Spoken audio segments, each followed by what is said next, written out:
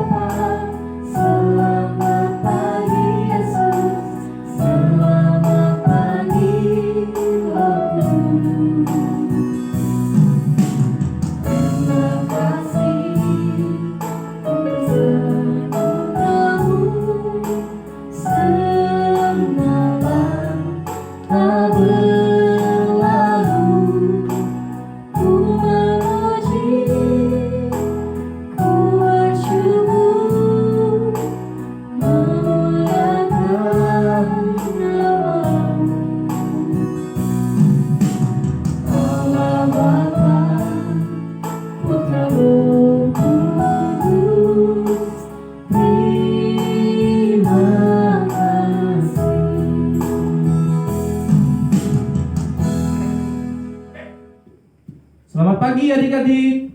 Untuk mengawali ibadah kita, mari kita angkat pujian Allah itu baik dengan semangat.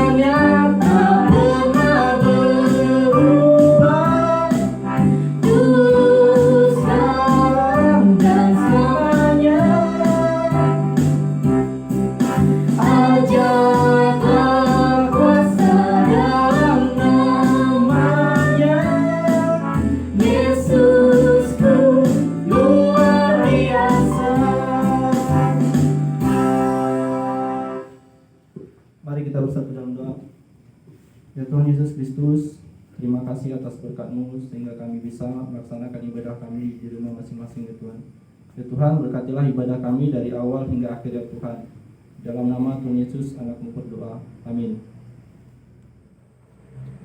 Halo adik-adik, kita akan memulai ibadah kita kembali. Abang undang adik-adik untuk berdiri, kita bernyanyi Laskar Kristus dengan semangat.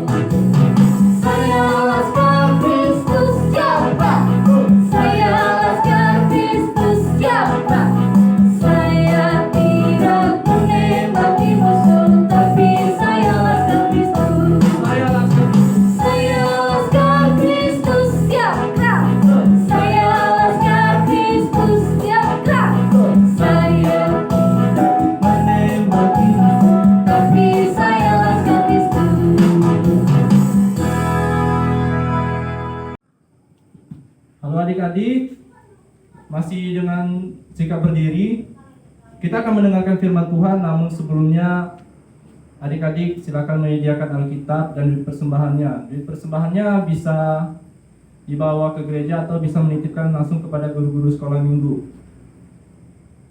Kita menaikkan puji kita, baca kitab suci dengan semangat.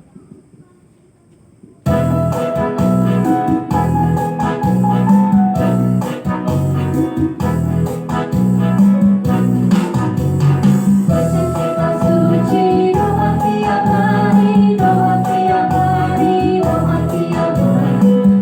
kitab suci, doa tiap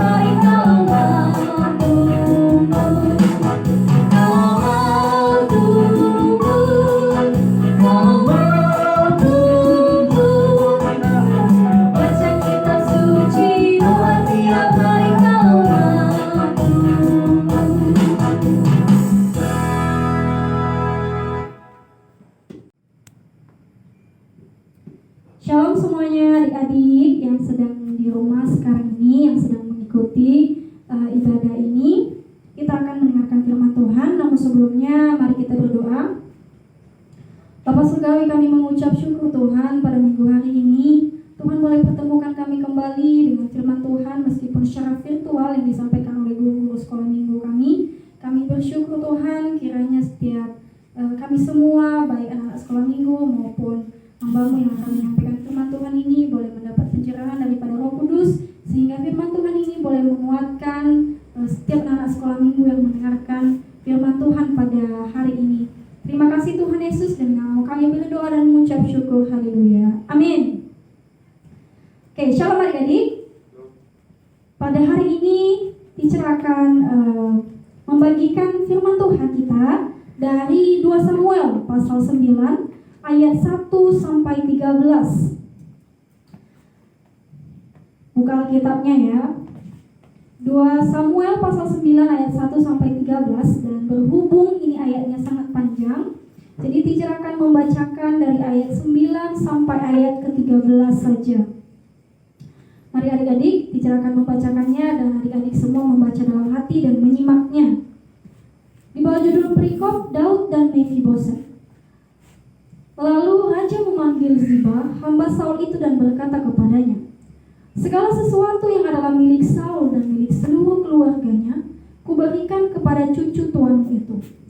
Engkau harus mengerjakan tanah baginya, engkau, anak-anakmu dan hamba-hambamu, dan harus membawa masuk tuayannya, supaya cucu tuanmu itu ada makanannya. Mephiboset cucu tuanmu itu akan tetap makan sehidangan dengan aku. Ziba mempunyai 15 orang anak laki-laki dan 20 orang hamba. Berkatalah Ziba kepada raja, hambamu ini akan melakukan tepat seperti yang diperintahkan tuanku raja kepadanya, dan sebagai salah seorang anak. Dan Mephiboset makan sehidangan dengan Daud sebagai salah seorang anak raja. Mephiboset mempunyai seorang anak laki-laki yang kecil dan bernama Micha. Semua orang yang diam di rumah Ziba adalah hamba-hamba Mephiboset. Demikianlah Mephiboset diam di Yerusalem, sebab ia tetap makan sehidangan dengan raja. Adapun kedua kakinya timpang. Nah, adik-adik yang terkasih, siapa di sini yang punya sahabat dekat, yang punya teman dekat? Semua ya, pasti punya sahabat, pasti punya teman. Nah, kalau yang namanya sahabat ini ya, dalam keadaan susah maupun senang selalu bersama-sama. Nah, begitu juga ya tokoh yang ada di dalam cerita firman Tuhan kita hari ini, yakni Daud dan Yonatan. Kalau misalnya adik-adik melihat latar belakang dari kedua orang ini, ya, ayah daripada Yonatan atau Raja Saul pada waktu itu sangat membenci Daud. Tetapi oleh karena persahabatan mereka yang sangat dekat, yang sangat luar biasa baik, maka itu tidak menjadi halangan mereka untuk tetap bersahabat, untuk tetap berkawan dekat. Hingga pada akhirnya mereka saling berjanji untuk saling menjaga hingga pada akhir hayat mereka. Hingga pada akhirnya si Yonatan yang meninggal duluan. Nah, adik-adik, lalu apa yang terjadi dengan keluarga daripada Yonatan ini? Nah, dikatakan di sini bahwa pada waktu itu Daud ya mencari apakah masih ada sanak saudara atau keluarga daripada Yonatan ini yang masih hidup. Dan ternyata setelah diselidiki oleh Ziba, hamba daripada Daud, ia menemukan bahwa ternyata masih ada salah seorang anak daripada Yonatan yang masih hidup. Bernama siapa? Bernama Mephiboset. Nah, dan ternyata anak daripada Yonatan ini cacat, ya, cacat adik-adik. Sungguh malang sekali ya. Tetapi disinilah kita bisa melihat seperti yang tertera pada tema kita hari ini, yaitu setia pada janji. Yang mana Daud, ya, ia setia pada janjinya kepada Yonatan. Dimana sampai pada keturunan Yonatan pun ia akan mengasihinya. Akhirnya itulah kenapa tadi ia mencari sanak saudara atau keturunan daripada Yonatan ini, yakni Mephibosheth. Lalu tidak hanya sampai di situ adik-adik, tidak hanya sampai pada mencari, ya. Ia juga meminta kepada Ziba untuk membawa Mephibosheth itu ke istananya. Dan di istananya, ya, Mephibosheth ini makan sehidangan dengan raja. Ia menikmati apa yang dinikmati oleh raja. Luar biasa sekali ya, kita bisa melihat di sini kerendahan hati seorang Daud. Padahal kalau misalnya kita lihat tadi seperti yang teacher sampaikan, latar belakangnya Saul atau kakek atau opung ya daripada si Mephibosheth ini adalah seorang yang sangat membenci Daud, bahkan ingin membunuh Daud pada waktu itu. Tetapi karena si Daud ini setia kepada janjinya terhadap Yonatan, maka ia tidak memungkiri hal itu, ia tidak peduli akan hal itu, ia tetap mengasihi anak daripada si Daud, si Yonatan, maaf ya adik-adik. Nah, di sini apa yang bisa kita lihat adik-adik? Begitu juga dengan kita semua ya anak-anak Tuhan. Kita harus setia pada janji. Misalnya nih sama teman, besok ya aku bawakan kamu es krim. Setia sama janji, berarti kita menepati apa yang sudah kita sampaikan. Kita setia terhadap apa yang sudah kita janjikan. Ya, istilahnya itu apa yang keluar dari mulut kita, itulah yang kita lakukan. Kalau misalnya berbicara soal setia adik-adik ya, setia itu istilahnya berbuat sesuai dengan apa yang sudah kita sampaikan. Berarti tidak berbohong, tidak ada kebohongan di dalamnya. Jadi kalau misalnya di rumah misalnya adik-adik berjanji, nanti kalau misalnya sudah dewasa aku mau membahagiakan orang tua, aku mau menyenangkan hati Tuhan, maka kita harus setia terhadap janji itu. Sampai kita dewasa nanti, maka kita harus menepati apa yang sudah kita sampaikan. Misalnya nih, hari ini kita sakit minggu ini, jadi kita tidak bisa membantu orang tua, tidak bisa mengikuti ibadah sekolah minggu, maka kita berjanji, Tuhan, minggu depan saya akan ikut sekolah minggu kalau saya sudah sehat. Nah, jangan sampai nanti pas minggu depannya kita malah asik main game di rumah, kita malah asik main di rumah kawan, kita lupa sama janji kita sama Tuhan. Jangan seperti itu ya, itu hal-hal kecilnya. Ya, jadi adik-adik, kalau berbicara setia ini lingkupnya atau ini sangat luas sekali. Tetapi intinya satu, yaitu berbicara sesuai dengan fakta, berbicara sesuai dengan apa yang benar di hadapan Tuhan dan di hadapan sesama, atau bertindak sesuai dengan apa yang diinginkan Tuhan, ya, dan juga diinginkan oleh sesama. Nah, adik-adik yang terkasih, terkadang ya, karena kita banyak janji, kita jadi banyak berbohong. Misalnya nih orang tua bilang, Kak, adik, nanti tolong cuci piring di rumah ya. Iya Mak, seperti itu. Janji terus sampai pagi, piring di rumah masih menumpuk, piring di rumah masih banyak yang kotor. Ada yang seperti itu? Ada, ya. Jadi kita harus berpikir, oh jangan sampai nanti orang tuaku merasa kecewa dengan aku, orang tuaku nanti marah dengan aku. Nah, jangankan dulu orang tua, apalagi kalau sampai Tuhan yang marah, gimana tuh?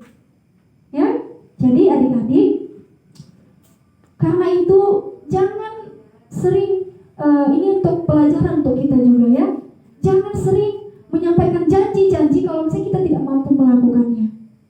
Ya, ini pelajaran untuk adik-adik, meskipun kita masih kecil untuk ke depan, ya, ini menjadi pelajaran berharga untuk kita. Tetapi kalau misalnya kita sudah berjanji, maka kita harus setia untuk melakukannya. Setia itu tidak peduli waktu ataupun tidak ada tuntutan waktunya. Oh, hanya hari ini. Tidak. Harus terus-menerus dilakukan sampai itu ditepati atau sampai janji itu terpenuhi. Kenapa? Karena Tuhan Yesus sendiri sudah memenuhi janjinya untuk kita. Kita semua kan manusia berdosa nih. Di perjanjian lama disampaikan bahwa akan ada seorang yang menebus setiap kejahatan-kejahatan dan dosa-dosa kita.